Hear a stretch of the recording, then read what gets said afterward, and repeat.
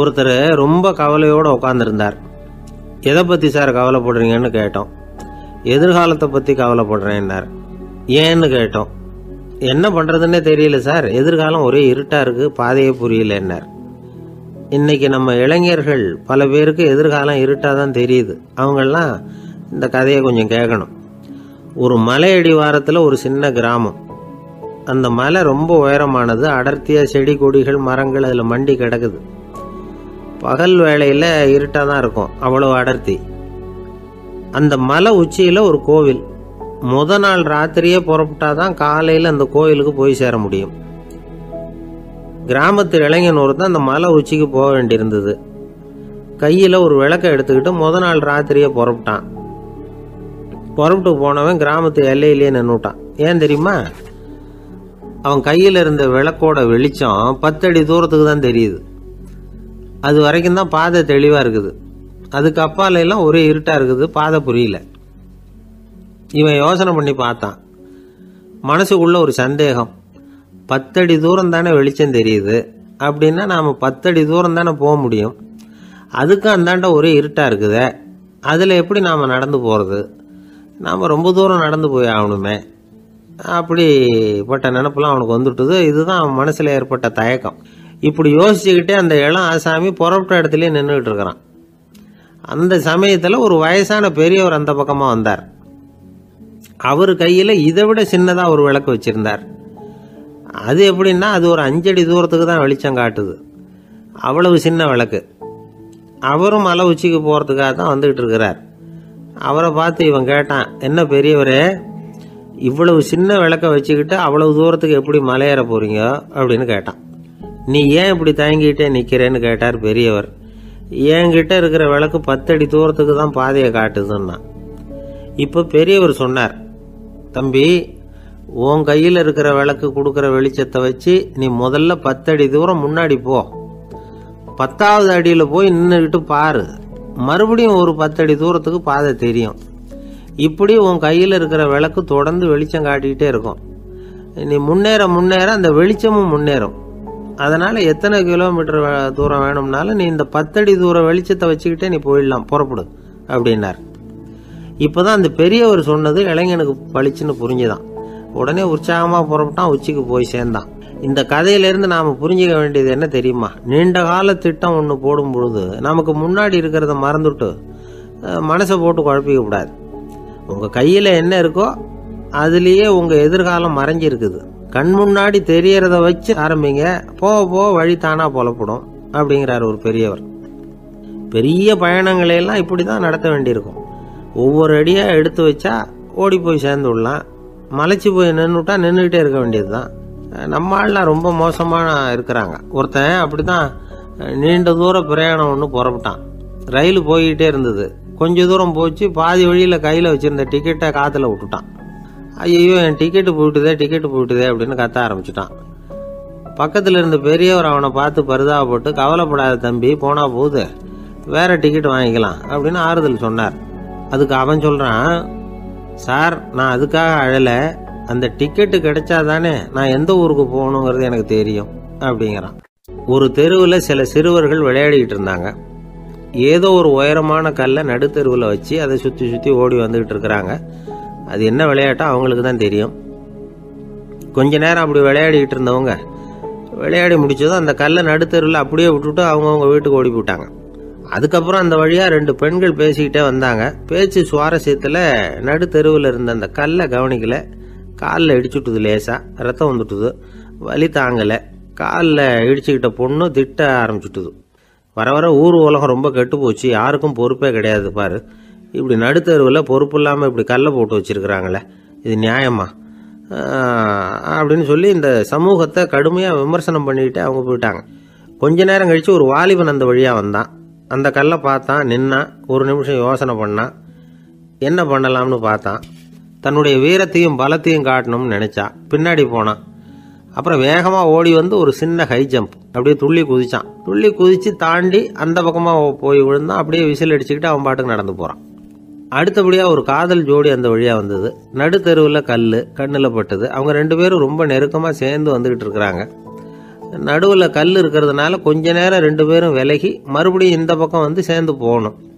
கொஞ்ச நேரம் நாம் பிரிய வேண்டி இருக்குதே அப்படின்னு வருத்தத்தோட முணுமுணுத்துக்கிட்டே இந்த பக்கம் வந்தாங்க. அதுக்கப்புறம் வழக்கம் போல் சேர்ந்து அவங்க பாட்டுக்கு எதிர்காலத்தை பற்றி கற்பனை பண்ணிக்கிட்டே போயிட்டாங்க. கடைசியாக அந்த வழியாக பார்வை இல்லாத ஒருத்தர் வந்துக்கிட்டு இருக்கார். அவர் கையில் வழக்கமாக வச்சிருக்கிற அந்த ஊன்றுகோல், கையில் இருக்கிற அந்த ஊன்றுகோலால் தனக்கு முன்னாடி அப்படியும் இப்படியும் அப்படியே தட்டிக்கிட்டு பார்த்துக்கிட்டே அவர் மெதுவாக நடந்து வந்துக்கிட்டு இருக்கிறார். வழியில் இருக்கிற அந்த கல் தட்டுப்பட்டுது. உடனே நடுத்தெருவில் ஒரு கல் இருக்குங்கிறத அவர் புரிஞ்சுக்கிட்டார். உடனே குனிஞ்சார், அந்த கல்லை தடவி பார்த்து எடுத்தார், தெரு ஓரமாக கொண்டுட்டு போய் போட்டார். அதுக்கப்புறம் அவர் பாட்டுக்கு அவர் வழியில் நடந்து போனார். இப்போ இதில் பல பேர் வந்தாங்க போனாங்க. இவங்களில் பார்வை உள்ளவங்க யார், பார்வை இல்லாதவங்க யார்? இப்படி ஒரு கேள்வி கேட்டால் என்ன பதில் சொல்ல முடியும்? கொஞ்சம் யோசிச்சு பார்த்தா இன்னைக்கு பல பேர் இப்படி தான் இருந்துகிட்டு இருக்கிறோம். ஒரு ஆள் பார்க்கறதுக்கு பெரிய மனுஷன் மாதிரி இருக்கார். ஒரு தெரு வழியாக நடந்து வந்துகிட்டு இருந்தார். இருட்டு நேரம். வழியில் ஒரு பெரிய கல் கிடந்தது, கருங்கல். பார்த்தார், கொஞ்ச நேரம் யோசிச்சார். போய் தூக்கி பார்த்தா ரொம்ப கனமாக இருந்தது. இன்னொரு ஆள் சேர்ந்தாதான் தூக்க முடியும். இவர் உடனே ரோட்டோரமாக போய் ஒரு மரத்தடியில் உட்காந்துக்கிட்டார். 2 பக்கமும் பார்த்துக்கிட்டே இருக்கார், யாராவது வர்றாங்களான்னு. கொஞ்ச நேரத்தில் ஒருத்தர் வந்தார், இவருக்கு தெரிஞ்சவர். என்னங்க இந்த நேரத்தில் இங்கே உட்காந்துருக்குறீங்கன்னு கேட்டார் அவர். அதோ அந்த கருங்கல் அப்படின்னு சுட்டி காட்டினார். ஓ, அதை தூக்கி ஓரமாக போடணுமா? வாங்க 2 பேரும் தூக்கலான்னார் வந்தவர். நான் அதுக்காக உட்காந்துருக்கலேன்னார் இவர். பின்ன வேற எதுக்காகன்னார் அவர். ஒரு மனுஷன் கருங்கல்லில் காலை இடிச்சுக்கிட்டான்னா எப்படி துள்ளுவான்னு பார்க்கணுங்கிறது எனக்கு ரொம்ப நாளாக ஒரு ஆசை. அதுக்காக தான் உட்காந்துருக்கிறேன் அப்படின்னாராம். ஒரு நாள் ஒரு தகப்பனார் தன்னுடைய பிள்ளைய அழைச்சிக்கிட்டு வந்தார். சார், இவன் சரியாக படிக்க மாட்டேங்கிறான், பெரியவங்களை மதிக்க மாட்டேங்கிறான். நீங்கள் கொஞ்ச நாள் இவனுக்கு குருவாக இருந்து நல்ல விஷயங்களை சொல்லி கொடுத்தா தேவையில்லைன்னார். பெரியவங்களையே மதிக்காதவன் எப்படி என்ன மதிக்க போகிறான் அப்படிங்கிறது நமக்கு யோசனை வரும் இல்லையா? வேணாங்க, என்னை விட்டுருங்க அப்படின்னோம். அவர் விட மாட்டேன்னு விட்டார். இல்லைன்னா அவரே சிஷ்யன் ஆகிடுவார் போல இருந்தது. சரி, வேற வழி இல்லாமல் அந்த பையனையே என்னுடைய சீடை நான் ஏற்றுக்கிட்டு உபதேசம்லாம் பண்ண ஆரம்பித்தோம். அதாவது குரு பக்தின்னா அது எப்படி இருக்கணுங்கிறத பற்றி சொல்லி கொடுத்தோம் அவனுக்கு. சதமகர் அப்படின்னு ஒரு குரு இருந்தார். அவருக்கு ஒரு சீடர். அவன் பேர் துளசி சைதன்யன், நைஷ்டிக பிரம்மச்சாரி. தன்னுடைய குருவுக்கு எந்த நேரத்தில் எது தேவைங்கிறத புரிஞ்சுக்கிட்டு சேவை செய்கிறவன். ஆனால் இவனை பற்றி மற்ற சீடர்களுக்கு பொறாமை வந்துட்டுது. இவன் மட்டும் இப்படி இருக்கானேன்னு உடனே குரு கிட்ட போய் கோல் மூட்டினாங்க. அவன் சரியில்லை, அவன் நடந்துக்கிறது சரியில்லை, அப்படி இப்படின்னு எதையாவது சொல்லி. இருந்தாலும் இதையெல்லாம் அந்த குரு நம்பலை. அவருக்கு தெரியும் யார் யார் எப்படின்னு. துளசி சைதன்யன் பெருமையை மற்ற சீடர்களுக்கு உணர்த்தணும் அப்படின்னு நினைச்சார். அதுக்கு ஒரு வழி பண்ணார். ஒரு நாள் சீடர்களை எல்லாம் கூப்பிட்டுக்கிட்டு ஒரு காட்டு வழியாக போய்கிட்டு இருந்தார். அங்கே ஒரு பெரிய மலை அருவி கொட்டிக்கிட்டு இருந்தது. குரு சீடர்கள் பக்கம் திரும்பினார். இந்த மலையின் மேலே இருந்து அந்த படுபாதாளத்தில் குதிக்கிறதுக்கு உங்களில் யார் தயார் அப்படின்னு கேட்டார். ஒரு சீடனும் வாயை திறக்கலை, ஒதுங்கி நின்றுக்கிட்டாங்க. பின்னாடி மூட்டை முடிச்சோடு வந்துக்கிட்டு இருந்தான் துளசி சைதன்யன். அவனை பார்த்தார். தப்பாருப்பா, நீ மேலே இருந்து அந்த அருவியில் குதி அப்படின்னார். அப்படியே செய்கிறேன் சுவாமின்னா ஓடி போய் பொத்துன்னு குதிச்சுட்டான். அடுத்த கணமே குருநாதர் தன்னுடைய யோக சக்தியால் பறந்து போய் அவன் கீழே விழுந்துடாமல் தாங்கி பிடிச்சி கொண்டுகிட்டு வந்துட்டார். மற்ற சீடர்களுக்கெல்லாம் ஒரு மாதிரி ஆயிட்டுது. அடுத்தபடியாக என்ன பண்ணலாம்னு யோசிச்சாங்க இவனை மாட்டி விடுறதுக்கு. ஒரு நாள் வெத்தலை அடிக்கிற ஒரு சின்ன உரலையும் உலக்கையையும் எடுத்து ஒளிய வச்சுட்டாங்க. சதமகர் சன்னியாசி இல்லை, அவர் வெத்தலை போடுவார். பல்லு சரியில்லை, அதனால் இடித்து தான் வெத்தலையை போடணும். திடீர்னு வெத்தலை பாக்கு கேட்டார். வழக்கமாக உரலில் இடித்து தர்றது தான் துளசியின் பழக்கம். உரலை தேடினா கிடைக்கல, என்ன பண்ணுறது? குரு கேட்டுவிட்டாரே, குரு சேவை தானே முக்கியம். என்ன பண்ணா, வெத்தலை பாக்க தன்னுடைய வாயில் போட்டு முன்னும் அதை எடுத்து அவர்கிட்ட கொடுத்துட்டான். குரு எதையோ படிச்சுக்கிட்டே அதை வாங்கி வாயில் போட்டுக்கிட்டார். துளசி இன்னைக்கு தாம்பூலம் நல்லா இடிக்கப்பட்டிருக்கு, ருசியாக வேற இருக்குது, அதை இடித்த பாத்திரத்தை என் கண்ணால் பார்க்கணும்னு ஆசையாக இருக்குன்னு விட்டார். அதை மட்டும் அனுப்பி போய் நீ வர வேண்டான்னு வேற சொல்லிவிட்டார். இதை கேட்டதும் துளசி தவிச்சு போயிட்டான். இவன் போகாமல் எப்படி வாயை மட்டும் அனுப்பி வைக்க முடியும்? இவன் தவிக்கிறத பார்த்ததும் மற்ற சீடர்களுக்கெல்லாம் மனசுக்குள்ளே ரொம்ப சந்தோஷம். துளசி கொஞ்சமும் யோசிக்கல, வாழை எடுத்தான், தன்னுடைய தலையவே அப்படியே அறுத்து வெட்டி எடுத்தான். இன்னொரு சீடங்கிட்ட கொடுத்துட்டான், எடுத்துகிட்டு போன்னு சொல்லி. கொண்டுட்டு போய் குரு முன்னாடி வைக்கிறாங்க. அந்த தலையில் வாய் திறந்துருக்கு, வெத்தலை போட்டு முன்னு இருந்தது, தெரிஞ்சு போச்சு, சிவப்பாக இருந்தது. அவனுடைய குரு பக்தியை இப்போ எல்லாரும் ஒத்துக்கிட்டாங்க. அதுக்கப்புறம் குரு சதமகர் தன்னுடைய அற்புத திறமையினால அந்த தலையை மறுபடியும் ஒட்ட வச்சுட்டார். துளசிக்கு உயிர் வந்துட்டுது. இப்படி ஒரு பெரிய கதை உண்டு. அதாவது துளசி சைதன்யன் அவனுடைய குரு பக்தி எப்படி அப்படின்னு கேட்டோம். ரொம்ப அபாரம் அப்படின்னு அந்த பையன் அடக்கமா, சும்மா விளையாட்டுக்காக தான் அப்படி அவங்ககிட்ட கேட்டோம். ஏன்பா உன்னுடைய குரு பக்தியை என்கிட்ட காட்டுறதுக்கு உன்னோட கழுத்தை நீயே அறுக்கணும்னு நான் சொன்னா அதை நீ செய்வியா அப்படின்னு கேட்டோம். என்னுடைய கழுத்தை நானே அறுக்க வேண்டிய அவசியம் இல்லை சார் அப்படின்னா அவன். ஏண்டான்னு, அதே காரியத்தை தான் இனிமே நீங்க தினமும் செய்ய போறீங்களே சார் அப்படிங்கிறான். ஆசைப்படுறதுல தப்பு இல்லை, ஆனா அந்த ஆசை தேவைக்கு தகுந்த மாதிரி இருக்கணும். தேவைக்கு மீறிய ஆசைகள் இருக்கு பாருங்க, அது தேவையில்லை. இந்த கருத்தை வலியுறுத்தது மாதிரி ஒரு கதை உண்டு. தேவேந்திரனுக்கு திடீர்னு வீடு கட்டணும்னு ஒரு ஆசை வந்துதான். வீடுன்னா நாம கட்டுற மாதிரி இல்லை. தேவேந்திரன் வீடுன்னா சும்மாவா, ஒரு பிரம்மாண்டமான அரண்மனை கட்டணும். அது மாதிரி இந்த 3 லோகத்திலேயும் ஒரு அரண்மனை கிடையாது அப்படின்னு எல்லாரும் சொல்லணும். இது அவனோட ஆசை. உடனே தேவ தச்சரான விஸ்வகர்மாவை கூப்பிட்டான், உத்தரவு போட்டான். விஸ்வகர்மா தன்னுடைய உதவியாளர்களை எல்லாம் கூப்பிட்டு ஒன்னா சேர்த்துக்கிட்டார். படாத பாடுபட்டு ஒரு பெரிய அரண்மனையை கட்டி முடிச்சார். கட்டி முடிக்க 1000 வருஷம் ஆச்சு. தேவேந்திரன் பார்க்கறான். அவனுக்கு திருப்தி ஏற்படலை. என்னுடைய அந்தஸ்துக்கு இது ரொம்ப சாதாரணமான கட்டிடம், இதை விட இன்னும் பெருசா கட்டு அப்படின்னா. தேவ தச்சர் திணறி போயிட்டார். அவரால் அதுக்கு மேல எதுவும் செய்ய முடியல. என்ன பண்றதுன்னு யோசனை பண்ணார். நேரா நாரதர் காலில் போய் விழுந்தார். நீங்க தான் என்னை இந்த பிரச்சனையிலேருந்து காப்பாற்றணும்னார். நாரதர் யோசனை பண்ணார். சரி கவலைப்படாதேன்னார். நேரா இந்திரன் கிட்ட போனார். இந்திரன் நாரதரை பார்த்த உடனே வாங்கன்னு கூட்டிகிட்டு போய் அரண்மனையை காட்டினான். இது மாதிரி ஒரு அரண்மனையை நீங்கள் வேற எங்கேயாவது பார்த்துருக்குறீங்களா அப்படின்னு ரொம்ப பெருமையாக கேட்டான். நான் பார்த்ததில்லை, ஆனால் என்னை விட வயசில் மூத்தவர் மகரிஷி லோமேசர், அவர் ஒரு வேளை பார்த்துருக்கிறாரா என்னமோ அப்படின்னார். உடனே அவரை மனசில் நினச்சி தியானம் பண்ணினார். அடுத்த கணம் லோமேசர் அங்கே வந்தார். இடையில ஒரு சின்ன துண்டு, கையில் ஒரு கமண்டலம், தலையில் ஒரு பாய், அவ்வளவுதான் அவர்கிட்ட இருந்தது. எதுக்காக தலையில் இந்த பாய் அப்படின்னு கேட்டான் இந்திரன். என்ன மாதிரி அற்ப ஆயுள் உள்ள ஒரு ஜீவன் தனியாக வீடு கட்டிக்கிட்டு திண்டாடணுமா? இந்த பாய் தான் ஒரு வீடு மாதிரி எனக்கு நிழல் கொடுக்குது அப்படின்னார் அவர். என்னது, உங்களுக்கு அவ்வளவு கொஞ்சமான ஆயுளா அப்படின்னு ஆச்சரியத்தோடு கேட்டான் இந்திரன். ஆமாம், இதை பாரு, என்னுடைய மார்பில் ஒரு பொற்காசு அளவுக்கு ரோமம் உதிர்ந்துட்டுது. எப்போ என் உடம்புல உள்ள எல்லா ரோமமும் உதிர்ந்துருமோ அப்போ என்னுடைய ஆயுள் முடியும் அப்படின்னார். எப்போ அந்த ரோமங்கள் பூரா உதிரும்னு கேட்டான் இவன். ஒரு பிரம்மா மறைஞ்சதும் ஒரு ரோமம் உதிரும். என் உடம்புல உள்ள ரோமங்களின் எண்ணிக்கை எவ்வளவோ அவ்வளவு பிரம்மாக்கள் தோன்றி அவங்க ஆயுள் முடியும் பொழுது என் உடம்புல உள்ள ரோமங்கள் பூரா உதிரும் அப்படின்னார். அப்படின்னா ஒரு பிரம்மாவோட ஆயுள் எவ்வளவு காலம்னு கேட்டான்.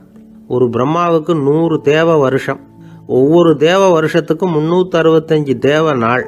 ஒவ்வொரு தேவ நாள்லையும் ஒன்ன மாதிரி 14 இந்திரர்கள் தோன்றி மறைகிறாங்க அப்படின்னு மகரிஷி லோமேசர் சொல்றார். இதை கேட்டதும் இந்திரன் ஆடி போயிட்டான்.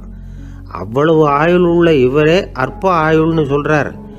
நான் என்னுடைய ஆயுளை பெருசா நினைச்சுக்கிட்டு பிரம்மாண்டமான அரண்மனை கட்டணும்னு ஆசைப்படுறேனே அப்படின்னு நினைச்சான். எனக்கு வீடு கட்டின வரைக்கும் போதும்னு விட்டான். அதனால நாமெல்லாம் நம்முடைய தேவைக்கு தகுந்த மாதிரி ஆசைப்படுறது தான் நியாயம். ஆனால் அப்படியே நடந்துக்கிறோம். மனுஷன் கடவுளையே ஏமாற்றி காசு வாங்கிறதுக்குள்ள ஆசைப்படுறான். ஒருத்தன் கடவுளை நினைச்சு தவம் இருந்தான். கடவுள் நேரில் வந்தார். தேவலோகத்தில் ரூபாய்க்கெல்லாம் என்ன மதிப்புன்னு கேட்டான். அங்கெல்லாம் ரூபாய்ங்கிறது உங்கள் பணத்தில் 1 கோடி ரூபாய்க்கு சமம். அதாவது தேவலோகத்தில் 1 ரூபான்னா இங்கே 1 கோடி ரூபா. அது மாதிரி எங்களுக்கு ஒரு நாளுங்கிறது உங்கள் கணக்கில் 1 கோடி வருஷத்துக்கு சமம் அப்படின்னார் கடவுள். அப்படின்னா எனக்கு நீங்கள் அதிகமாக எதுவும் தர வேணாம், உங்கள் கணக்குப்படி ஒரே 1 ரூபா கொடுங்க, அது போதும்னா இவன் ரொம்ப சாமர்த்தியமாக. கடவுள் யோசனை பண்ணார். அது ஒன்றும் கஷ்டம் இல்லை, 1 ரூபா தானே கேட்குற, கொடுத்துட்றேன். ஆனால் இப்போ வரும்பொழுது நான் எடுத்துக்கிட்டு வரல, எங்கள் கணக்குப்படியே 1 நாள் பொறுத்துக்க பணத்தோடு வந்துடுறேன் அப்படின்னு சொல்லிவிட்டு பறந்து போயிட்டார். இயேசுநாதர்கிட்ட ஒருத்தர் கேட்டாராம், இயேசுவே என்னை எவ்வளவு நேசிக்கிறீர்கள் அப்படின்னு. அவர் தன்னுடைய 2 கைகளையும் அகல விரித்து இவ்வளவு என்று சொல்லி சிலுவையில் உயிர் நீத்தார் அப்படின்னு சொல்லுவாங்க. அதாவது அந்த நேசிப்புக்கு எல்லை கிடையாது, அதே போல மன்னிப்புக்கும் எல்லை கிடையாது. இது இயேசுநாதர் சொல்லி கொடுத்த ஒரு பாடம்.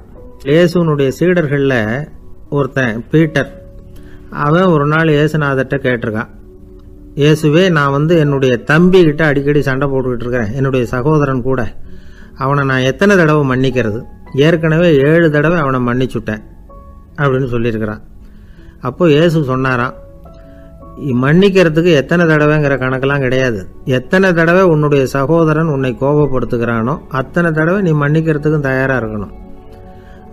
அதுதான் அப்படின்னு சொன்னாராம். அப்போ இவனுக்கு ஒன்றும் புரியல, இது என்ன அவன் தப்பு பண்ணிக்கிட்டே இருப்பான், நாம் மன்னிச்சுக்கிட்டே இருக்கிறதா அப்படிங்கிறது மாதிரி குழப்பமாக இருந்திருக்கிறான். அப்போது இயேசுநாதர் தன்னுடைய சீடன் பீட்டர்கிட்ட ஒரு கதை சொன்னாராம். அந்த கதை இன்றைக்கு நாம் எல்லாரும் சிந்தித்து பார்க்க வேண்டிய ஒரு கதை. அதாவது மன்னிப்பை விரும்புகிறவர்கள் மன்னிக்கவும் தயாராக இருக்க வேண்டும் அப்படிங்கிறது தான் அந்த கதையினுடைய தத்துவம். அந்த இயேசுநாதர் சொன்ன கதை என்னன்னா, ஒரு மன்னர் இருந்தார். அவர் ஒரு நாள் அரண்மனையில் உட்காந்து கணக்கு வழக்குகள்லாம் பார்த்துக்கிட்டு இருந்தார். நம்ம அரண்மனையிலேருந்து யார் யார் அரசாங்க கடன் வாங்கியிருக்கிறாங்க, யார் யார் திருப்பி செலுத்தியிருக்கிறாங்க அப்படிங்கிற விவரத்தையெல்லாம் பார்த்துக்கிட்டு இருந்தார். அப்போ தான் புரிஞ்சுது, அந்த அரண்மனையில் வேலை செய்கிற ஒருத்தனே அரசாங்க கடன் வாங்கியிருக்கிறான். எவ்வளவு? 10,000 பொற்காசுகள் வாங்கியிருக்கான் கடன். இந்த 10,000 பொற்காசுகளை திருப்பி செலுத்தலை அரசாங்கத்துக்கு. இது மன்னர் கவனத்துக்கு வந்தது. உடனே நம்ம அரண்மனையில் இருக்கிறவனே அரசு கடன் வாங்கி திருப்பி செலுத்தாமல் இருக்கான், அவனை கூப்பிட்டு வாங்கன்னு சொல்லி கூப்பிட்டுட்டு வந்தாங்களாம். விசாரிச்சிருக்கிறாங்க, என்னப்பா நீ எவ்வளவு ஒன்று? ஆமாங்க, 10,000 பொற்காசுகள் வாங்கியிருக்கிறேன், இன்னும் திருப்பி கட்டலைன்றிருக்கான். உடனே அவர் மன்னர் சொல்லியிருக்கிறார், நம்ம சட்டத்திட்டப்படி நீ உடனே பணத்தை திருப்பி கட்டிடு. அப்படி உன்னால் கட்ட முடியலன்னா உன்னுடைய வீடு வாசல் சொத்து சுகம் எல்லாத்தையும் விற்று அந்த பணத்தை அரசு கருவூலத்தில் சேர்த்துக்கிறதுக்கு நானே ஏற்பாடு பண்ணிடுறேன் அப்படின்னு அந்த மன்னர் சொன்னாராம். இவன் அப்படியே அதிர்ச்சி ஆகிட்டான், அப்படியே பொத்துன்னு காலில் விழுந்தானா. மன்னா, என்னை மன்னிச்சுங்க, என்னால் முடியல, எனக்கு மன்னிப்பு கொடுங்க அப்படின்ட்டுருக்கான். உடனே அவர் எழுந்திரிச்சு, சரி நீ மன்னிப்பு கேட்டுவிட்ட, அதனால் உன்னை மன்னிக்கிறேன், நீ பணம் கட்ட வேண்டாம் அப்படின்னு சொல்லி அந்த மன்னர் அவனை விட்டுட்டாராம். பணத்தையும் தள்ளுபடி போட்டார், நீ திருப்பி கட்ட வேண்டான்னு. இவனுக்கு ரொம்ப மகிழ்ச்சி, அதனால் ரொம்ப உல்லாசமாக வந்துகிட்டு இருக்கிறான். தெருவில் வந்துக்கிட்டு இருக்கிறப்ப இவங்கிட்ட கடன் வாங்கின ஒருத்தன் எதுக்கு வந்துக்கிட்டு இருக்கான். அவன் இவங்கிட்ட ஒரு 100 பொற்காசுகள் கடன் வாங்கியிருக்கான். அவன் வந்தான், இவன் போய் அவன் சாட்டையாக பிடிச்சிக்கிட்டான், நீ எப்படா என் கடனை திருப்பி கொடுக்க போகிறேன்னு.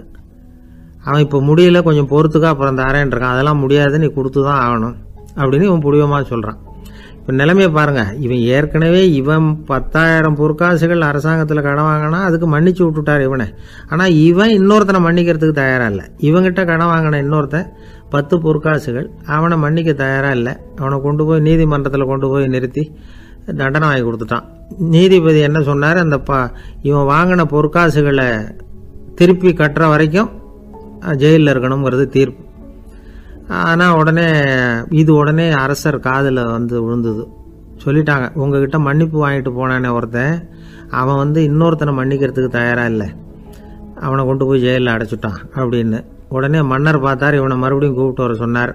தபாரப்பா, நான் உன்னை மன்னிச்சு விட்டேன், ஆனால் நீ இன்னொருத்தனை மன்னிக்கிறதுக்கு தயாராக இல்லை, அதனால் என்னுடைய தீர்ப்பையும் மாத்துறேன், நீயும் அரசு கடன் தீர்ற வரைக்கும் ஜெயிலில் தான் இருக்கணும் அப்படின்னு சொல்லி ஜெயிலுக்கு அனுப்பிச்சிட்டாராம்.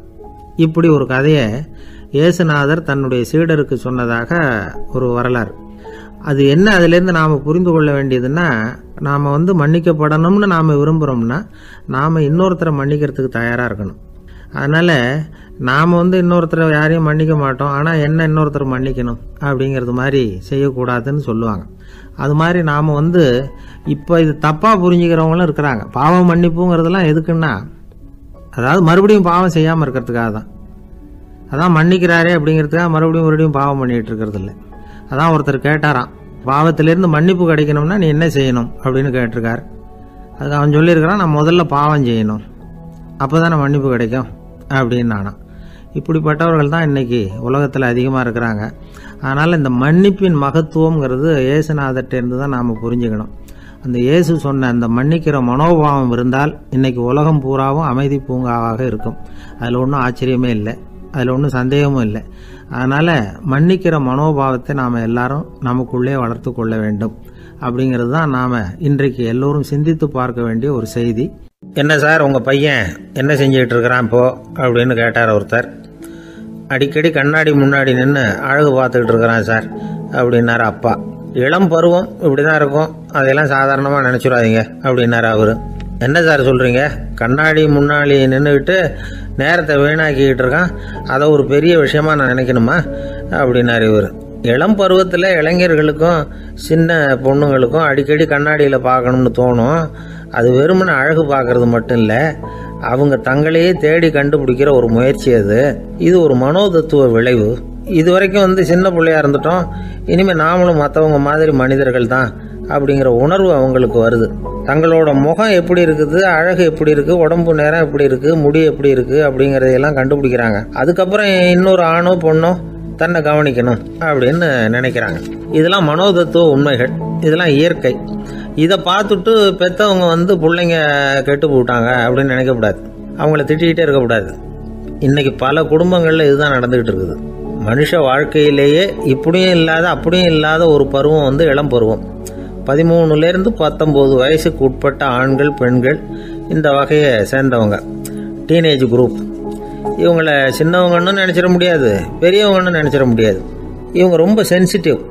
சமூகம் நினச்சா இவங்களை நல்லவங்களாகவும் ஆக்கலாம், கெட்டவங்களாகவும் ஆக்கலாம். கொஞ்சம் அக்கறை எடுத்துக்கிட்டால் பெரிய பெரிய மேதைகளையும் விஞ்ஞானிகளையும் உருவாக்கலாம்.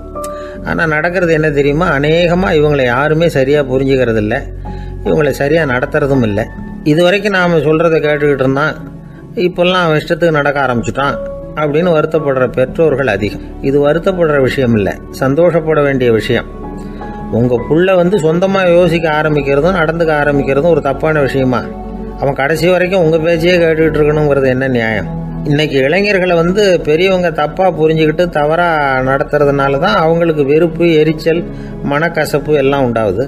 பெற்றவங்க சரியாக மதிக்கிறது இல்லை அப்படிங்கிற ஒரே காரணத்தினாலேயே வீணா போகிற பிள்ளைங்க இன்னைக்கு அதிகம். சரி, பெற்றவங்களுக்கு இன்னைக்கு என்னதான் புத்தி சொல்ல வர்றீங்க அப்படின்னு கேட்குறீங்களா? நாம் எதையும் சொல்ல வரல, ஆனால் அது சம்பந்தமான சில நிபுணர்கள் சொல்லியிருக்கிறத உங்கள் காதில் போட்டு வைக்கலாம். அது என்னன்னா, பிள்ளைங்க கிட்ட அன்பு செலுத்துங்க. குழந்தையா இருந்தப்போ எவ்வளவு பாசமாக இருந்தீங்க, வளர வளர அதை ஏன் குறைச்சிக்கிறீங்க? பெற்றவங்களின் அன்பான வார்த்தைகளுக்கு ஏங்குறவங்க தான் இன்றைய இளைஞர்கள்.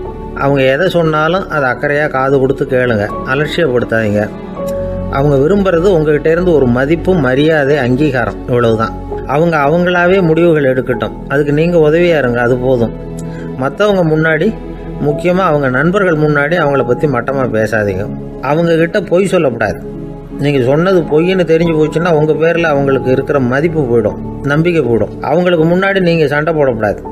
உங்கள் பிள்ளைய எப்பவும் இன்னொரு பிள்ளையோட ஒப்பிட்டு பேசுகிற வேலையே வேணாம். கூட பிறந்த மற்றவங்களோட கூட ஒப்பிடக்கூடாது. இப்படி செஞ்சால் அவன் உங்ககிட்டையும் பிரியமாக இருக்க மாட்டான், அவங்ககிட்டையும் பிரியமாக இருக்க மாட்டான். புள்ள எங்கே போகிறான், என்ன பண்ணுறான் அப்படின்னுலாம் துப்பறிஞ்சிக்கிட்டு இருக்கக்கூடாது. இளைஞர்கள் தனிமையை விரும்புகிறவங்க. அவங்கள பெட்டியில் வச்சு மூடி பாதுகாக்கணும்னு நினைக்கக்கூடாது. அவங்கள எப்படி பாதுகாக்கிறது அப்படிங்கிறது அவங்களுக்கே தெரியும். உங்கள் புள்ள எப்படி நடந்துக்கணும்னு நீங்கள் எதிர்பார்க்குறீங்களோ அது மாதிரி நீங்கள் நடந்து காட்டுங்க, அது போதும். ஒரு வீட்டில் அப்பாவும் அம்மாவும் பேசிக்கிட்டு இருக்கிறாங்க. என்னங்க, நம்ம பொண்ணு பெரியவளாயிட்டா, அடிக்கடி கண்ணாடி முன்னாடி போய் நின்றுக்கிட்டு இருக்கிறா, சீக்கிரமாக ஒரு பையனை பார்த்து கல்யாணத்தை முடிக்காமல் இப்படி மசன்னு கல் மாதிரி உட்காந்துருக்குறீங்களே அப்படின்னு சத்தம் போட்டாங்க அந்த அம்மா. அவசரப்படாத, பார்க்கறதுக்கு கண்ணுக்கு அழகாக லட்சணமாக புத்திசாலியாக ஒரு பையன் கிடைக்க வேணாமா, அதுதான் பார்த்துக்கிட்டு இருக்கிறேன் அப்படின்னார் அப்பா. இதுக்கு அந்த அம்மா சொல்கிறாங்க, எங்கள் அப்பா இப்படியெல்லாம் நினச்சிக்கிட்டு இருந்திருந்தா எனக்கு கல்யாணமே ஆயிருக்காது தெரியுமா அப்படின்னாங்களாம். ஒரு வயசான அம்மா தெரு வழியாக போயிட்டு இருந்தாங்க. அவங்க கையில் எண்ணத்தையோ வச்சுக்கிட்டு அதை அடிக்கடி பார்த்துக்கிட்டே இருந்தாங்க. ஒருத்தன் மெதுவாக அவங்கக்கிட்ட போய் கையில் இருக்கிறது என்ன அப்படின்னு எட்டி பார்த்தா அவங்க கையில் 4 பல் இருந்துதான். இவன் ஆச்சரியமாக அந்த அம்மாவை பார்த்தான். ஏம்மா, உனக்கு என்ன பைத்தியமா, ஏது இந்த பல், இதை என்னத்துக்காக கையில் வச்சுக்கிட்டு அலைஞ்சிக்கிட்டு இருக்கிற அப்படின்னு கேட்டிருக்கான். அதுக்கு அந்த அம்மா விவரம் சொல்ல ஆரம்பித்தாங்களாம். இதை பாருப்பா, எனக்கு ஒரு மகன் இருந்தான், அவனை ரொம்ப செல்லமாக வளர்த்தேன்.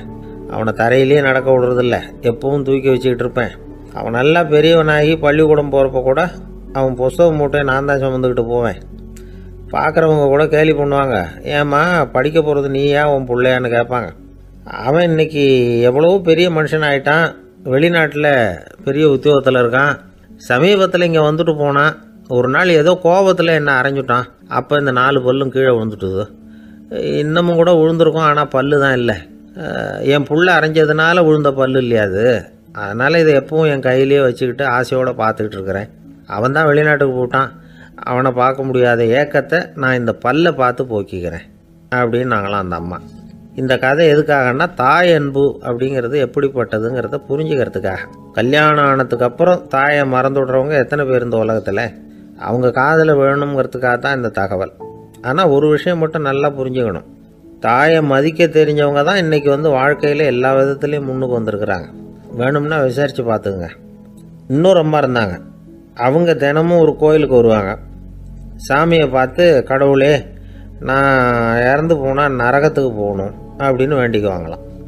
எல்லோரும் சொர்க்கத்துக்கு போகணும்னு தானே கடவுள்கிட்ட வேண்டிக்குவாங்க. இந்த அம்மா தினம் நான் நரகத்துக்கு போகணும் அப்படின்னு வேண்டிக்கிறாங்க. அங்கேருந்து அர்ச்சகருக்கு இது சந்தேகம். ஒரு நாள் அதை நேரடியாகவே அவங்கக்கிட்ட கேட்டுவிட்டார். அதுக்கு அந்த அம்மா பதில் சொன்னாங்களாம், ஐயா, எனக்கு கல்யாணம் ஆகி ரொம்ப நாள் வரைக்கும் குழந்தை பாக்கியம் இல்லாமல் இருந்தது. கோயில் குளம் எல்லாம் சுற்றி வந்தேன். ரொம்ப நாள் கழித்து ஒரு குழந்தை பிறந்தது, ஆண் குழந்தை. அவனை நான் ரொம்ப செல்லம் கொடுத்து வளர்த்தேன். அதோட விளைவு என்ன ஆச்சுன்னா, அவன் ரொம்ப மோசமாக ஆயிட்டான். கெட்ட பழக்க வழக்கம்லாம் கற்றுக்கிட்டான். அவன் இறந்து போனால் நிச்சயம் அவனுக்கு நரகம்தான் கிடைக்கும். அந்த அளவுக்கு கெட்டவன் அவன்.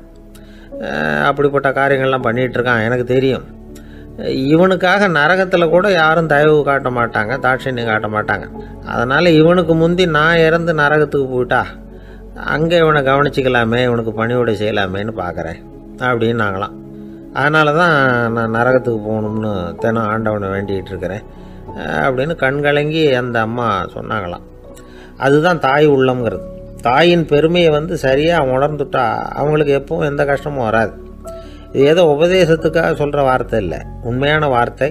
இந்த விவரத்தையெல்லாம் நண்பர் ஒருத்தர்கிட்ட சொல்லிகிட்டு இருந்தேன். அவர் கொஞ்ச நாள் கழித்து என்னை தேடி வந்தார். அவர் கையிலேயே 4 பல்லு வச்சுருந்தார். என்னங்க ஆச்சு, ஏதுங்க அந்த பல்லு அப்படின்னு விசாரித்தோம். உங்கள் உபதேசத்தை கேட்டுவிட்டு இந்த உலகத்தில் எல்லாரையும் தாயாக நினைக்க ஆரம்பிச்சிட்டேன். ஒரு அம்மாவை கடத்தரில் பார்த்து தாயேன்னு கூப்பிட்டேன். அவங்க உடனே பலார்னு என்னை அரைஞ்சிட்டாங்க. பல்லு விழுந்துட்டுது. அதை தான் பொறுக்கி எடுத்துக்கிட்டு நேராக உங்களை தேடி வந்துக்கிட்டு இருக்கிறேன்னார். தாயேன்னு தானே கூப்பிட்டீங்க, அதுக்கு ஏன் அரைஞ்சாங்க அப்படின்னு கேட்டோம். நான் தாயேன்னு கூப்பிட்டது அவங்க காதில் நாயேன்னு விழுந்துட்டு தான், அதுதான் அப்படி ஆயிட்டுது அப்படின்னார். ஒரு ஆஃபீஸில் வேலை பார்க்குற ஒருத்தர் ஏதோ தப்பு பண்ணிவிட்டார். உடனே மேல் அதிகாரி அவரை கூப்பிட்டு அனுப்புனார். நீ செஞ்சது தப்புன்னார் கோபமாக. இது ஒரு ரகம். சில அதிகாரிகள் இப்படி நீங்கள் செஞ்சது தப்புன்னு சொல்கிறதில்ல, நீங்கள் செஞ்சது சரி அப்படின்னு சொல்கிறதில்ல. எப்படி சொல்லுவாங்கன்னா, நீங்கள் செஞ்சது சரியில்லைன்னு நான் நினைக்கிறேன் அப்படின்னு சொல்லுவாங்களாம். அதாவது சில பேர் நீங்கள் செஞ்சது தப்புங்கிறாங்க, அதையே மாற்றி சொல்கிறாரு இவர், நீங்கள் செஞ்சது சரியில்லைன்னு நினைக்கிறேன். இது ரெண்டும் அர்த்தம் ஒன்று தான், இருந்தாலும் வார்த்தைகள் வித்தியாசம். நிர்வாக திறமை இல்லாத ஒரு அதிகாரி யூ ஆர் ராங் அப்படின்னு சொல்லுவாராம். நிர்வாக திறமை உள்ள அதிகாரியாக இருந்தால் அதையே கொஞ்சம் மாற்றி I think you are not correct அப்படிம்பாராம். இதுதான் வித்தியாசம். இருந்தாலும் வார்த்தைகளை உபயோகப்படுத்துகிற விதத்தை வச்சு தான் வேலை நல்லா நடக்கிறதும் நடக்காததும் இருக்குது. விவரம் தெரிஞ்சவங்க என்ன சொல்கிறாங்க தெரியுமா? Be a leader not a boss அப்படிங்கிறாங்க. ஒரு லீடராக பாஸாக இருக்காதே அப்படிங்கிறாங்க. சரி, அப்படின்னா லீடருக்கும் பாஸுக்கும் வித்தியாசம் உண்டா அப்படின்னு கேட்டால் இருக்குன்னு சொல்கிறாங்க. லீடருங்கிறவர் வேறு, பாஸுங்கிறவர் வேறு. ஒரு லீடர் எப்படி நடந்துக்குவார், ஒரு பாஸ் எப்படி நடந்துக்குவார், இதை முதல்ல நாம் தெரிஞ்சுக்கணும். அவங்க எப்படி நடந்துக்குவாங்க அப்படிங்கிறதுக்கு சில விவரங்கள் இருக்குது. அதை கேட்டோம்னா நாம் புரிஞ்சுக்கலாம் அதை. அதாவது பாஸுங்கிறவர் விரட்டிக்கிட்டே இருப்பார், லீடருங்கிறவர் ஊக்கப்படுத்திக்கிட்டே இருப்பார். நாளைக்கு சாயந்தரத்துக்குள்ளே அந்த வேலையை செஞ்சு முடிக்கலைன்னா தொலைச்சி விடுவோம் தொலைச்சி அப்படிம்பார் அவர். இவர் எப்படி சொல்லுவார்னா, இது வரைக்கும் நீங்கள் செஞ்சுருக்கிற வேலை ரொம்ப அற்புதம் அப்படிம்பார். பாஸுங்கிறவர் அதிகாரத்தை நம்பி செயல்படுறவர், லீடருங்கிறவர் நல்லெண்ணத்தை நம்பி செயல்படுறவர். நம்மக்கிட்ட அதிகாரம் இருக்குது, பவர் இருக்குது, அதனால் காரியத்தை சாதிச்சுடலாம் அப்படின்னு நினைக்கிறவர் அவர். மற்றவங்க கிட்ட ஒரு நல்ல அபிப்பிராயத்தை சம்பாதிச்சுக்கிட்டு அது மூலமாக காரியங்களை சாதிக்கிறவர் இவர். பாஸுங்கிறவர் பயத்தை உண்டு பண்ணுவார், லீடருங்கிறவர் அன்பை பரவ செய்வார். அதை செய்யலைன்னா ஆடிட்டில் தகராறாயிடும், இது செய்யலைன்னா இன்க்ரிமெண்ட்டு கட் ஆகிடும், இப்படி ஏதாவது சொல்லி பயமுறுத்திக்கிட்டே இருப்பார் அவர். இவர் அப்படி இல்லை. உடம்பு இப்படி இருக்குது, வீட்டில் எல்லோரும் சௌக்கியமாக இருக்கிறாங்களா, ஆஃபீஸில் எல்லாம் வசதியாக இருக்குதா, நான் ஏதாவது உதவி செய்யணுமா அப்படின்னு அன்புக்கு முக்கியத்துவம் கொடுப்பார். பாஸுங்கிறவர் எதுக்கு எடுத்தாலும் நான் சொல்லிகிட்டு இருப்பார். லீடருங்கிறவர் நாமன்னு சொல்லிகிட்டு இருப்பார். பாஸுங்கிறவர் தப்புக்கு காரணம் யாருன்னு பார்ப்பார். லீடருங்கிறவர் தப்பு என்னன்னு பார்ப்பார். இதுதான் ரெண்டு பேருக்கு வித்தியாசம். The boss shows who is wrong, the leader shows what is wrong அப்படின்னு சொல்லுவாங்க. இந்த காரியம் எப்படி செய்யப்பட்டிருக்கு அப்படின்னு தெரிஞ்சுக்கிறவர் பாஸ். இந்த காரியத்தை எப்படி செய்யணும்னு செஞ்சு காட்டுறவர் லீடர். பாஸுங்கிறவர் பணியாளர்களை திட்டுவார். லீடர் மரியாதைக்குரியவராக நடத்துவார். அதுக்குரியவராக அவர் நடந்துக்குவார். செய்கிற வேலையை ஒரு சுமையாக நினைக்க வைக்கிறவர் பாஸ். செய்கிற வேலையை ஒரு சந்தோஷமாக ஆக்கிறவர் லீடர். ஒரு முதலாளியாக இருக்கிறவர் அல்லது ஒரு நிர்வாகியாக இருக்கிறவர் இது மாதிரியான நுணுக்கங்களை எல்லாம் தெரிஞ்சு வச்சுக்கிறது நல்லது. ஒரு பாஸ் இருக்கார். அவர் ஒரு நாள் ரொம்ப பெருமையாக தன்னோட ஆஃபீஸை பற்றி பேசிக்கிட்டு இருந்தார். எனக்கு கீழே 200 பேர் வேலை செய்கிறாங்க சார். நான் ஒரு கோடு கிழிச்சா அவங்க அதை தாண்டாத அளவுக்கு நான் நடந்துக்கிறேன் சார் அப்படின்னார் அவர். அது எப்படி முடியுது உங்களால் அப்படின்னு கேட்டோம். நான் கோடே கிழிக்கிறது இல்லை சார் அப்படின்னார். ஒருத்தர் மனசில் நிம்மதி இல்லாமல் உட்காந்துருந்தார். என்ன சார் விஷயம் அப்படின்னு விசாரித்தேன். அகலக்கால் வச்சுட்டேன், அதுதான் அவதிப்படுறேன்னார். விவரமாக சொல்லுங்கன்னு. வீடு கட்டணும்னு ஆரம்பித்தேன், வேலை பாதியிலேயே நிற்கிது, கையில் பணம் இல்லை அப்படின்னார். இது மாதிரி ஆசாமிகள் பல பேரை நீங்கள் பார்த்துருக்கலாம். இவங்கெல்லாம் சுலபமாக மன அழுத்தத்துக்கு ஆளாயிடுறாங்க. மன உளைச்சல், அதாவது ஸ்ட்ரெஸ் அப்படின்னு சொல்கிறோமே, அதுக்கு அடிப்படையான சில காரணங்கள் உண்டு. அதாவது மிகையாக திட்டமிடுதல் அப்படிங்கிறதும் ஒரு முக்கியமான காரணம். நடைமுறை சாத்தியம் என்னங்கிறத மனசில் வச்சுக்கிட்டு எந்த திட்டத்தையும் தீட்டணும், அப்போ தான் அது சரியாக வரும். ரெண்டாவது காரணம் என்ன தெரியுமா? ஒரே நேரத்தில் பல்வேறு செயல்களில் ஈடுபடுறது. தொலைபேசியில் பேசிக்கிட்டே கையில் இருக்கிற கடிதத்தை படிச்சுக்கிட்டே எதிரில் உட்காந்துக்கிட்டு இருக்கிறவருக்கும் அப்பப்போ பதில் சொல்லிக்கிட்டு மனசில் பல்வேறு சிந்தனைகளை அப்படியே ஓட விட்டுக்கிட்டு இருக்கிறது, இதுவும் மன அழுத்தத்தை உண்டாக்குது. மூணாவது காரணம், எதிலேயும் வெற்றி மட்டும் எதிர்பார்க்குற ஒருதலை பட்சமான ஆர்வம். நாம் தொட்டதெல்லாம் வெற்றியாகவே முடியணும் அப்படின்னு எதிர்பார்க்குறவங்க ஏதாவது ஒன்றில் தோல்வியை கண்டால் தோண்டு போயிடுறாங்க. எப்படியும் முடியலாம்ங்கிற எண்ணம் ஏற்கனவே நமக்குள்ளே இருந்துட்டுதுன்னா அந்த அவஸ்தை வராது. அதனால் அதுவும் நம்ம வளர்த்து கொள்ள வேண்டிய ஒரு குணம். மன உளைச்சல் ஏற்படுறதுக்கு இன்னொரு காரணம், எதையும் வேகமாக செஞ்சுடணும் அப்படிங்கிற துடிப்பு. அந்த துடிப்பே மனசை அழுத்த ஆரம்பிச்சிடும். எந்த ஒரு காரியத்திலையும் தாமதமோ இடையூறோ ஏற்பட்டால் அதை பொறுத்துக்கிற மனப்போக்கம் வேணும். அது இல்லாதவங்க அழுத்தத்துக்கு ஆளாயிடுறாங்க. சில பேர் வேலைன்னு எந்த நேரம் பார்த்தாலும் வேலையே கதின்னு கிடப்பாங்க. பொழுதுபோக்குக்கோ உடற்பயிற்சிக்கோ குடும்பத்தில் உள்ளவங்க அல்லது நண்பர்கள் கூட கலந்துரையாடவோ கொஞ்சம் கூட நேரம் ஒதுக்க மாட்டாங்க. இந்த சுபாவம் மன அழுத்தத்தை உண்டு பண்ணும். இதையெல்லாம் புரிஞ்சுக்கிட்டு அதிலிருந்து விடுபடுறது எப்படின்னு யோசிக்கணும். வல்லுநர்கள் இது தொடர்பாக சில யோசனைகளை சொல்லி வச்சிருக்கிறாங்க. அது என்னன்னா, வாழ்க்கைங்கிறது பிரச்சனைகளால் பின்னப்பட்ட ஒன்று. அது எப்போவுமே முடிவடையாத ஒரு தொடர்கதை அப்படிங்கிறத முதல்ல நாம் புரிஞ்சுக்கணும். ஒரே நேரத்தில் ஒரு காரியத்தில் மட்டுமே நாம் கவனம் செலுத்தணும். அடுத்தவங்க காரியத்தில் தலையிடக்கூடாது. எதையும் பேச ஆரம்பிக்கிறதுக்கு முன்னாடி நம்மை நாமே கேட்டுக்க வேண்டிய கேள்வி 2. 1, நான் சொல்ல போகிறது ரொம்ப முக்கியமானதா? 2வது, நான் சொல்கிறத அவங்க கேட்கறதுக்கு ஆசைப்படுறாங்களா? நான் பேசுகிறதுக்கு அது சரியான நேரம் தானா? இதை யோசித்து பார்த்ததுக்கப்புறம் எதையும் பேச ஆரம்பிக்கணும். முடிஞ்ச அளவுக்கு வளைந்து போகிற சுபாவத்தை வளர்த்துக்கணும். நம்ம நேரம் விலை மதிப்பு இல்லாதது, அதை வீணாக்கக்கூடாது. சிரிக்க தெரியலனாலும் பரவாயில்ல, முகத்தில் கொஞ்சம் புன்முறுவலாவது காட்டணும். இதெல்லாம் ரொம்ப முக்கியம். அடுத்தவங்க ஏதாவது செஞ்சால் உடனே நன்றி சொல்ல மறக்கக்கூடாது. தினமும் கொஞ்சம் நேரத்தை தனிமையில் செலவு பண்ணணும். மன உளைச்சலிருந்து விடுபடுறதுக்கு 3 முக்கிய வழிகள் சொல்கிறாங்க. அதை சுருக்கமாக ரெட் அப்படின்னு சொல்கிறாங்க. RED ஆங்கில எழுத்தில். அந்த முதல் எழுத்து R, அது என்னென்னா ரிலாக்ஸேஷன், அதாவது இடை ஓய்வு. 2வது E எக்ஸர்சைஸ், உடற்பயிற்சி. 3வது டயட், திட்டமிட்ட உணவு முறை. அதனால் தியானம், மூச்சு பயிற்சி இதெல்லாம் இந்த இடை ஓய்வுக்கு வழிகள். எந்த வேலையையும் தொடர்ந்து செய்யக்கூடாது. எல்லார்கிட்டையும் கலகலப்பாக பழகணும். மாதத்துக்கு 1 நாளாவது குடும்பத்தோடு வெளியில் போயிட்டு வரணும். சுலபமான உடற்பயிற்சிகளை செய்யலாம். உடற்பயிற்சிங்கிறது நமக்காக நாம் செய்கிற ஒரு நீண்டகால முதலீடு அப்படின்னு சொல்லுவாங்க.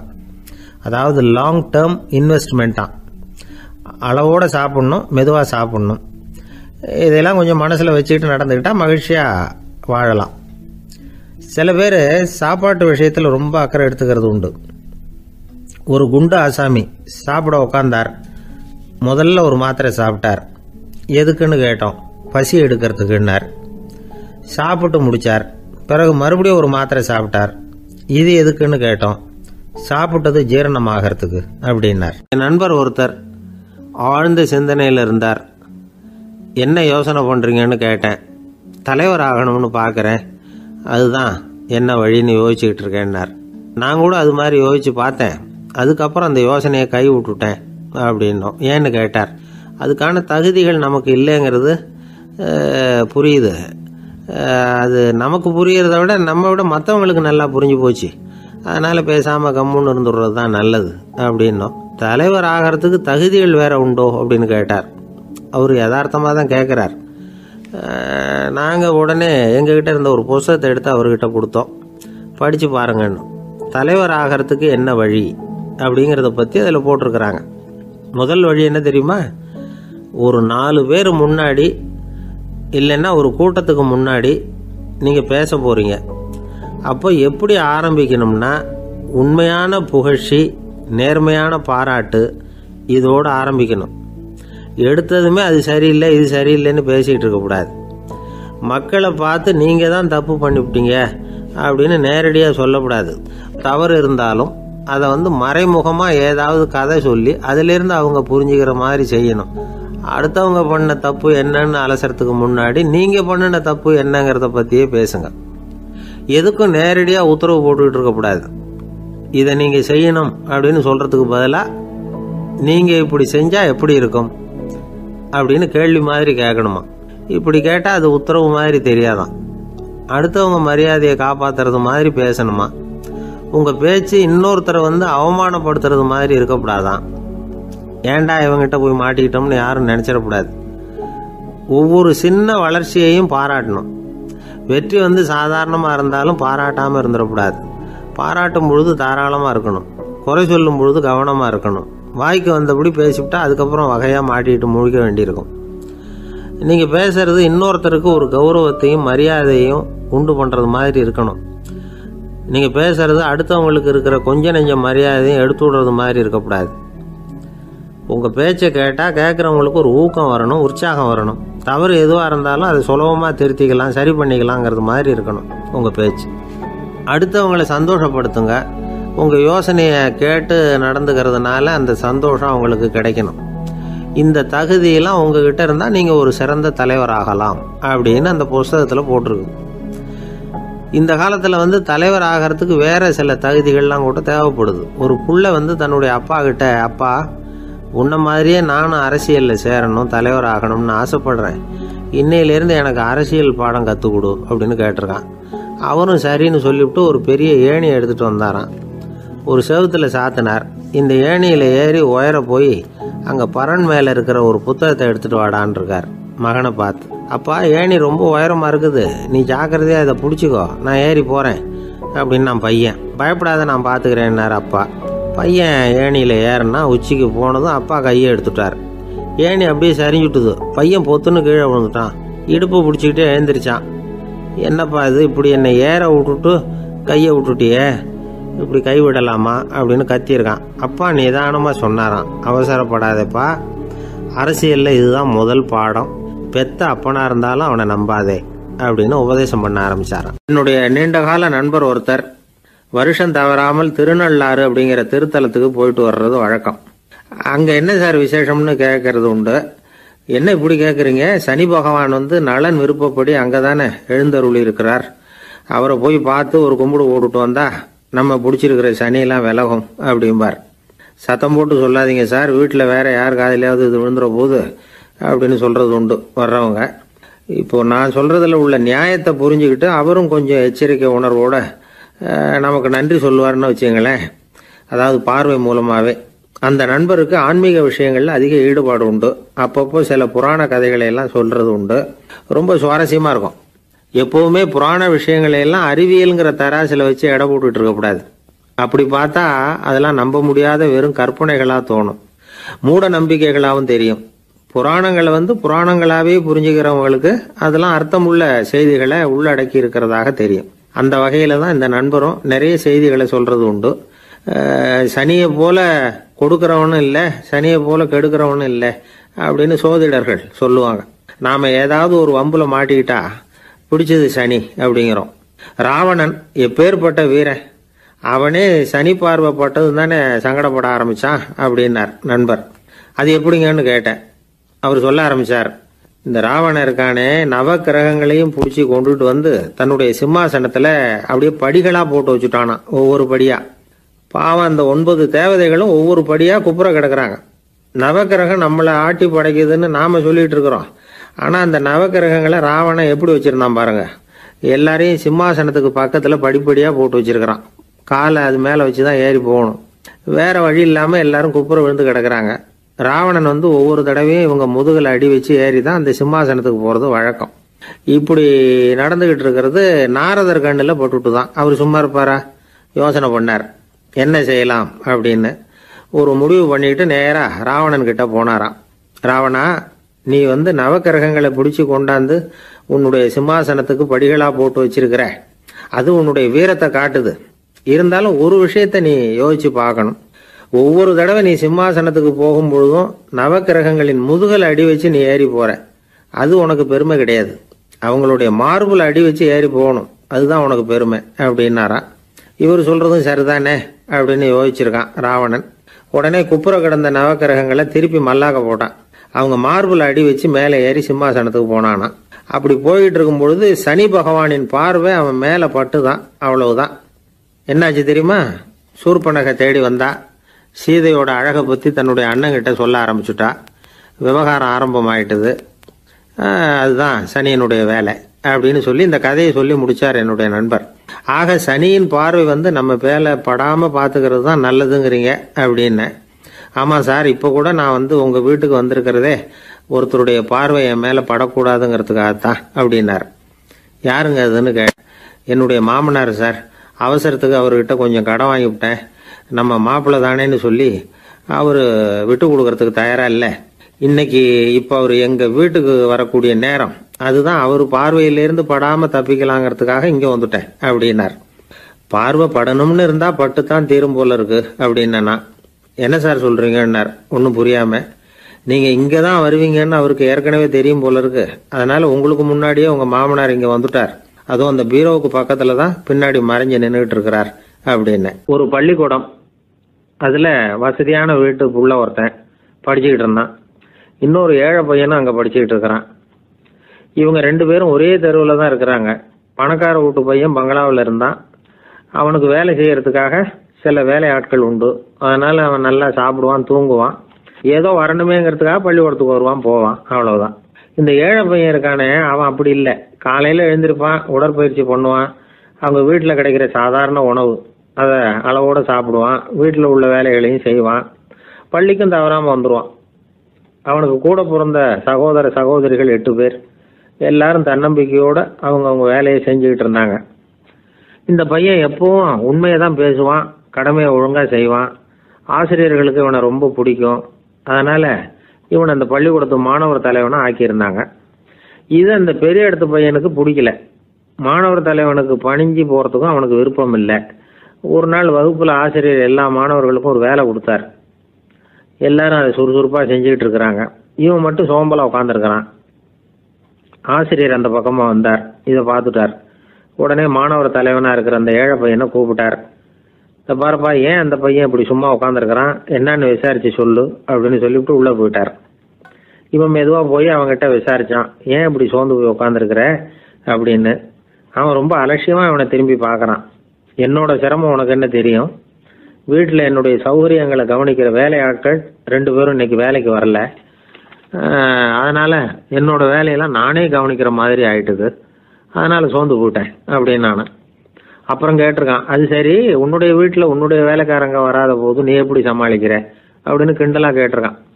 அதாவது இவன் ஏழைங்கிறதையும் இவன் வீட்டில் வேலை செய்யறதுக்கு யாரும் இல்லைங்கிறதையும் இப்படி சொல்லி கிண்டல் பண்ணுறான். இந்த ஏழை பையனுக்கு இது புரிஞ்சுது, மனசு வேதனை போட்டுது. இருந்தாலும் வெளியில் காட்டிக்காமல் சிரிச்சுக்கிட்டே சொன்னானா, எனக்கு அந்த கவலையே கிடையாது, என்னுடைய உதவிக்கு நான் நினைச்ச உடனே என்னுடைய காரியத்தை செய்யறதுக்கு 8 பேர் எப்பவும் தயாராக இருப்பாங்க அப்படின்னு. இவன் இப்படி சொன்னதும் அவனுக்கு ஒரு மாதிரி ஆயிட்டு தான், தலையை குனிஞ்சுக்கிட்டே போயிட்டான். உள்ளே உட்காந்துருந்த ஆசிரியர் காதில் இது விழுந்தது. உடனே இந்த ஏழை பையனை உள்ளே கூப்பிட்டு போனாரு, கேட்டாரு, என்னப்பா அப்படி சொல்ற? இவன் பொய் சொல்ல மாட்டாங்கிறது அவருக்கு தெரியும், அவனை சமாளிக்கிறதுக்காக இப்படி ஒரு பொய்யை சொல்லியிருப்பாங்கிறதையும் அவரால் ஏற்றுக்க முடியல.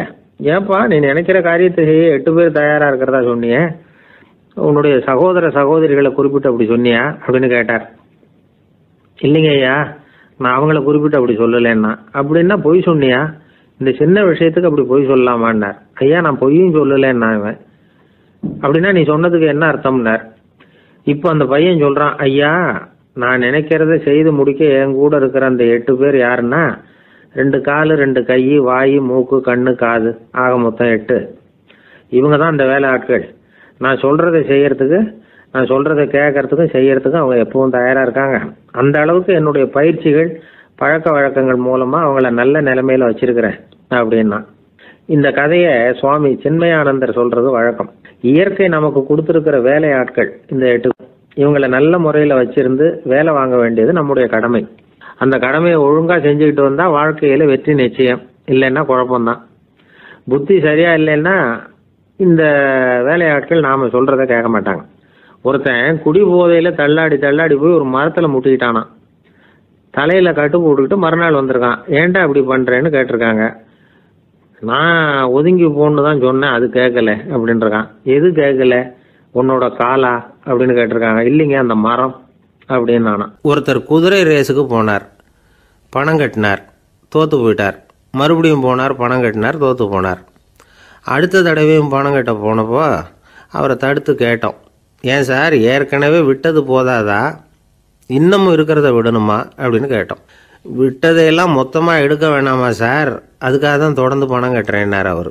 இவரை திருத்துறது ரொம்ப கஷ்டம். இது ஒரு மனநோய். மனநோய்களில் பல வகை உண்டு. மனநோய்கள் பிரிவு அட்டவணையில் சூதாட்டம்ங்கிறது அவதியுறும் நோய் அப்படிங்கிற தலைப்பில் வருது. சூதாட்டம் 2 வகைப்படும்னு சொல்கிறாங்க உளவியல் நிபுணர்கள். ஒரு வகை எப்படின்னா நண்பர்களோடு சேர்ந்துக்கிட்டு மகிழ்ச்சியும் கிளர்ச்சியும் அடையிறதுக்காக ஈடுபடுறது, பிரச்சனைகளை தீர்க்கறதுல ஒரு ஆர்வம், கேளிக்கைக்காக கொஞ்சம் விட்டு பிடிக்கிறது அப்படிங்கிற மனுஷனுடைய அடி மனசில் உள்ள விபரீத பிணைய சுபாவம், இதெல்லாம் அதுக்கு காரணம். இன்னொரு வகை எப்படின்னா சூதாட்டத்தில் ஈடுபட்டு ஒரு கட்டாய நிலைமைக்கு ஆளாயிடுறது, ஈடுபடு அப்படின்னு மனசு ஒரு வெறித்தன்மையை தூண்டிக்கிட்டே இருக்கும். இப்படிப்பட்டவங்களுக்கு நாம் தோத்துக்கிட்டு இருக்கோங்கிறது தெரியும், நாம் ஜெயிக்கிறதுக்கான சந்தர்ப்பம் இல்லைங்கிறதும் தெரியும். இதனால் நமக்கும் கஷ்டம், நம்ம சுற்றி இருக்கிறவங்களுக்கும் கஷ்டங்கிறதும் புரியும். அப்படி இருந்தும் சூதாடுவாங்க. இதுக்கு காரணம் சூதாடியின் பகற்கனவு அப்படிங்கிறாங்க நிபுணர்கள். இந்த நிலைமைக்கு கட்டாய சூதாட்டம் அல்லது நிர்பந்த சூதாட்டம் அப்படின்னு பேர் வச்சிருக்கிறாங்க. இப்படிப்பட்ட ஆசாமி இருக்கிறது பூரா விட்டுருவான், கடன் வாங்குவான், திருடுவான். இருந்தாலும் என்னைக்காவது ஒரு நாள் ஜெயிச்சிருவேன் அப்படின்னு சொல்லிக்கிட்டே இருப்பான். விட்டதை எடுத்துருவேங்கிற ஒரு நம்பிக்கை சுடர் அவனுக்குள்ளே எரிஞ்சுக்கிட்டே இருக்கும். இவனை மனநோயாளி அப்படின்னு சொல்லிட முடியாதான். என்ன காரணம்னா இது மாதிரி ஆளுங்க கிட்ட மன போராட்டமோ கவலையோ பதட்டமோ இருக்கிறது இல்லை. சில விசேஷமான குணங்கள் இவங்க கிட்ட உண்டு. எதிர்ப்பு உணர்ச்சி, சிறுபிள்ளைத்தனம், சட்ட திட்டங்களையும் சம்பிரதாயங்களையும் உட தெரியாத மனப்போக்கு, பொறுப்பில்லாத தன்மை, நெறி தவறி நடக்கிறது எல்லாம் இவங்ககிட்ட உண்டு. ஆனால் வெளிப்பார்வைக்கு ரொம்ப சிநேகமாக இருப்பாங்க, அன்பாக இருப்பாங்க, அப்படி இருக்கிறதாக காட்டிக்குவாங்க. ஆதாயம், சுயலாபம் இதெல்லாம் கருதி தான் பழகுவாங்க. இவங்க கேட்குறப்ப நாம் பணம் கொடுக்கலன்னு வச்சுக்கோங்க, நம்மளை கை விட்டுருவாங்க. நம்ம மேலே அபாண்டமாக பழி சுமத்துறது கூட தயங்க மாட்டாங்க. தங்களுடைய சூதாட்ட நடவடிக்கைகளுக்கு சாதகமான காரணங்களை சொல்லிகிட்டு இருப்பாங்க. நீ வேணும்னா பாரு, ஒரே நாளில் நான் இழந்ததையெல்லாம் மீட்டு லட்சாதிபதி ஆறேன்னா இல்லையா பாரு அப்படிம்பாங்க. தோற்று போகிறத ஒரு படிப்பினையாக இவங்க எடுத்துக்கிறதே இல்லை. தோற்று போகிறதுலேயே இவங்களுக்கு ஒரு அலாதியான சுகம். தனக்குத்தானே துன்பத்தை வரவழைச்சிக்கிட்டு இன்பம் அடையிறதுக்கு தன்வதை சுகம் அப்படின்னு பேர். இவங்கெல்லாம் அந்த ரகம். சில பேர் எப்படி தெரியுமா, மந்திர எண்ணங்களை வரவழைச்சிக்கிறது, சூதாடுறதுக்காக ஆஃபீஸில் கையாடல் பண்ணுறது, அடுத்தவங்க கிட்ட இருந்து திருடுறது. இந்த மந்திர எண்ணம் தீவிரமாச்சுன்னா ஒரு மாதிரியாக பேச ஆரம்பிச்சிருவாங்க. தோல்வி தான் சார் வெற்றிக்கு முதல் படியும்பாங்க.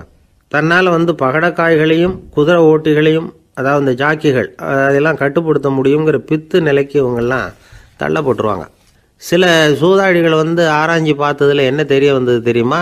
அவங்கெல்லாம் குழந்தை பருவத்தில் அன்புக்காக ஏங்கினவங்களாம், புறக்கணிக்கப்பட்டவங்களாம், உதவிகளை பெற முடியாதவங்க, இப்படிலாம் இருந்திருக்கிறாங்க. இவங்க வளர வளர மற்றவங்க சௌகரியம் பற்றி அக்கறை இல்லாதவங்களாக ஆயிடுறாங்க. அதிர்ஷ்ட தேவதை தன்னோடு இருக்கிறாங்க அப்படிங்கிற அசையாத நம்பிக்கை இவங்களுக்கு. இவங்களை திருத்துறது ரொம்ப கஷ்டம். அதனால் பந்தயம், சூதாட்டம் இது மாதிரியான விஷயங்களை விட்டு விலகியே இருக்கிறது தான் நமக்கு நல்லது. ஒரு ஆள் சொன்னான், என்னுடைய குதிரை வேகமாக ஓடுறதுக்கு என்ன வழி அப்படின்னு கால்நடை மருத்துவர்கிட்ட யோசனை கேட்டேன். அவர் ஒரு பாட்டில் நிறைய மாத்திரைகளை கொடுத்து தினம் 2 மாத்திரை வீதமாக கொடுக்க சொன்னார். முதல் நாள் 2 மாத்திரையை கொடுத்துட்டு அது மேலே ஏறி உட்கார்றதுக்கு போனேன். அவ்வளவுதான். அதுக்குள்ளே அது அம்பு மாதிரி பாஞ்சு ஓடி போச்சு. நான் இன்னும் உட்காரவே இல்லை, அதுக்குள்ளே பாஞ்சு ஓடி போச்சு அப்படின்னா. அடடா, அப்புறம் நீங்கள் என்ன பண்ணீங்க அப்படின்னு கேட்டாங்க. என்ன பண்ணுறது, மீதி மாத்திரை பூராவே நான் முழுங்கி விட்டு அதுக்கப்புறம் துரத்தி பிடிச்சி அது மேலே ஏறி உட்காந்தேன் அப்படின்னா அவன். பொங்கல் திருநாள்னா இது ஏதோ அறுவடை திருநாள் அப்படின்னு சொல்லுவோம். அதாவது வருஷம் பூரா நாம் பாடுபட்டு அதனுடைய பலனை அனுபவிக்கிற நாள் அப்படிங்கிறது நாம் சொல்லிகிட்டு இருக்கிறது. இது முக்கியமாக இது ஒரு நன்றி அறிவிப்பு நாள் அப்படின்னு சொல்லுவாங்க.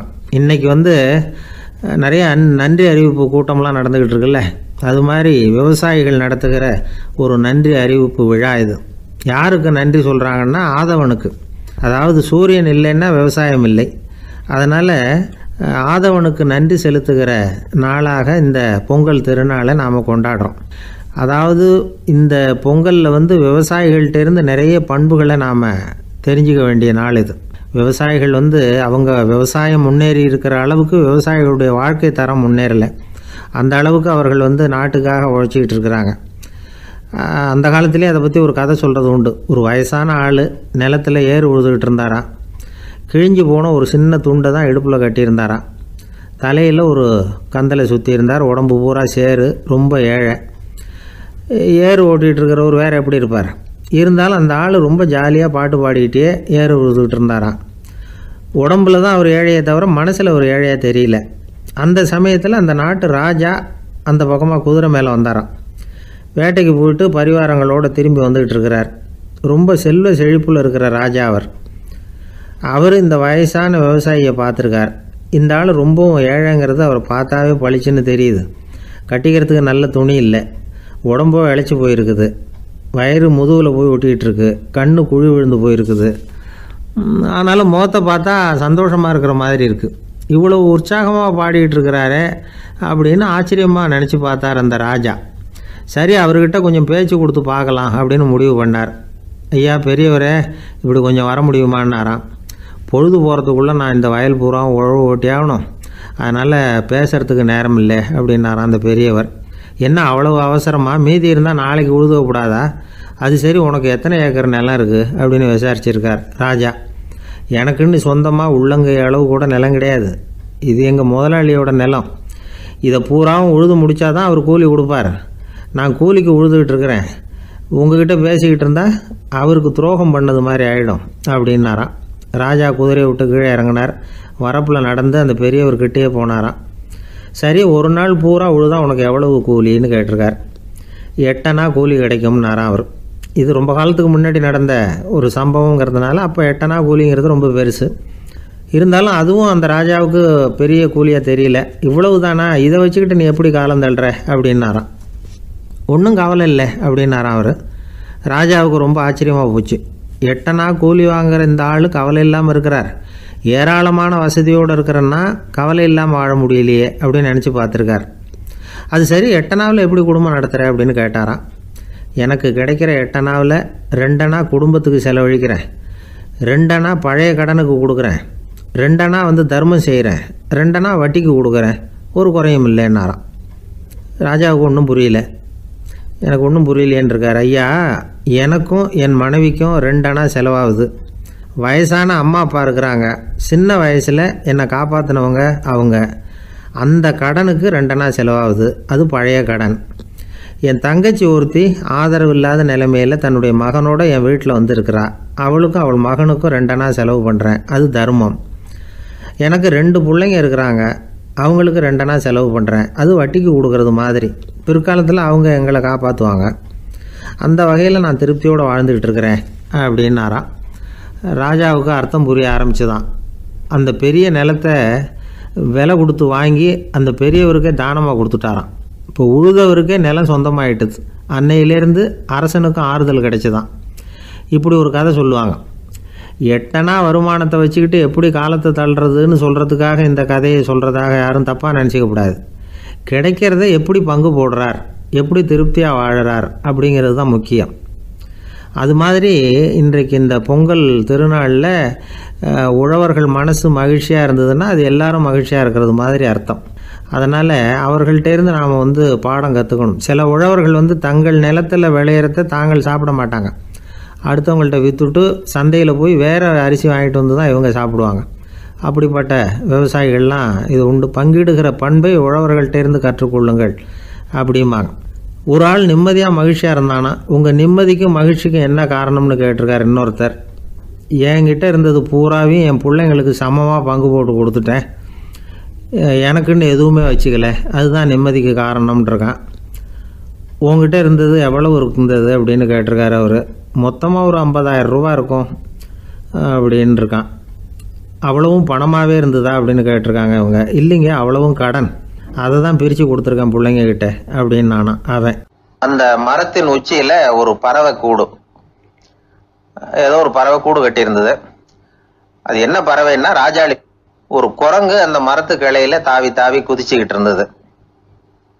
அப்போ இந்த கூட்டில் இருந்த முட்டை அது கண்ணில் போட்டுவிட்டுது. அதுக்கப்புறம் அது சும்மா இருக்குமா, விளையாட்டா ஒரு முட்டையை எடுத்தது, மரத்தை விட்டு கீழே இறங்குச்சு. கீழே ஒரு குப்பை மேட்டில் ஒரு கோழி சில முட்டைகளை அது பாட்டுக்கு இட்டு வச்சிருந்தது. குரங்கு தன் கையில் இருந்த ராஜாளி பறவையோட முட்டையை அந்த கோழி முட்டைகளோட சேர்த்து போட்டுட்டு போயிட்டுது. கோழி வந்தது, பார்த்தது, அதுக்கு ஒன்றும் வித்தியாசம் புரியல. தன்னுடைய முட்டைகளோட சேர்த்து அந்த ராஜாளி முட்டையையும் சேர்த்து அடைகாத்துது. கொஞ்ச நாள்ல குஞ்சுகள்லாம் பொரிச்சுது, எல்லாம் முட்டை விட்டு வெளியில வந்தது. ராஜாளி பறவையோட குஞ்சு அந்த கோழி குஞ்சுகளோடவே சேர்ந்து வளர்ந்தது. மற்ற கோழி குஞ்சுகள் போலவே இதுவும் குப்பையை கிளறிச்சு புழு பூச்சிகளை சாப்பிட்டுது. காக்கைகள் தாக்கிறதுக்கு வந்ததுன்னா மற்ற கோழி குஞ்சுகள் மாதிரியே இதுவும் பயந்து போய் தாய் கோழியின் சிறகுகளுக்கு உள்ள ஒளிஞ்சுக்கும். இப்படியே கொஞ்ச காலம் போச்சு. குஞ்சுகள்லாம் வளர்ந்து பெருசாயிட்டுது. சிலது சேவல்களாச்சு, சிலது கோழிகளாச்சு.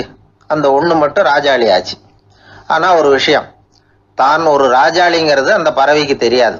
தன்னையும் ஒரு கோழின்னே அது நினைச்சுக்கிட்டு இருக்கு. அப்படி நினைச்சுக்கிட்டு குப்பை மேட்டை கிளறிக்கிட்டு இருக்கு.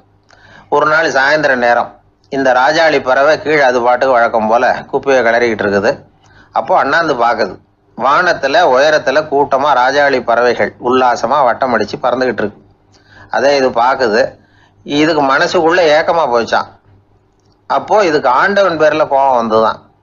ஆண்டவனுக்கு என் பேர்ல ஏன் இந்த ஓர வஞ்சனை, என்னையும் ஒரு ராஜாளியா படைச்சிருந்தா நானும் கூட இந்நேரம் ஆகாயத்துல உல்லாசமா பறந்துகிட்டு இருப்பேனே அப்படின்னு நினைச்சு வருத்தப்பட்டுதான். இது வேடிக்கையா இருக்குல்ல. ஒரு வகையில பார்த்தா நாம கூட இந்த ராஜாளி பறவை மாதிரி தான் வாழ்ந்துகிட்டு இருக்கோம் அப்படிங்கிறார் ஒரு உளவியல் நிபுணர்.